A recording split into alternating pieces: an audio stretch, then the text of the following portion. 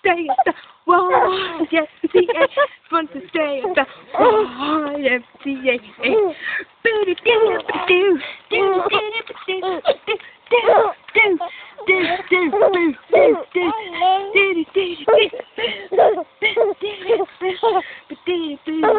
Do